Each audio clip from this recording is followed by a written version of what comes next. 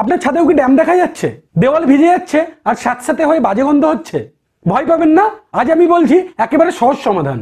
প্রথমেই জানতে হবে ড্যাম কেন আসে। প্রথম কারণ, ছাদের ছোট ছোট ফাটল, বাইরে থেকে বৃষ্টির জল এগুলো দিয়ে ঢুকে যায় আর দেওয়ালে দাগ করে। দ্বিতীয় কারণ, খারাপ ওয়াটারপ্রুফিং, ছাদ ঠিক মতো সিল না করলে জল একদম স্পঞ্জের মতো শুষে নেয়। 3 নম্বর কারণ, স্যানিটারি পাইপলাইনে লিকেজ, এর ফলে দেয়াল ভেতর থেকেই ভিজে যায়। আর সবচেয়ে বড় কারণ, ছাদে সঠিক ঢাল বা স্লোপ না থাকা, এর ফলে ছাদে জল জমতে থাকে আর ধীরে ধীরে ভিতরে ঢুকে যায়। কারণ তো জানলেন, এবার সমাধান শুনুন। বছরে অন্তত একবার ছাদ চেক করুন আর ছোট কোনো ফাটল দেখলে তার সঙ্গে সঙ্গে মেরামত করুন।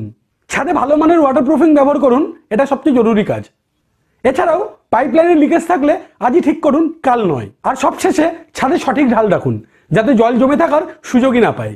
এই টিপসগুলো মানলে ড্যাম্প হবে শূন্য আর ছাদ থাকবে সুরক্ষিত। এই টপিকের ডিটেল ভিডিও দেখতে ডেসক্রিপশন চেক করুন।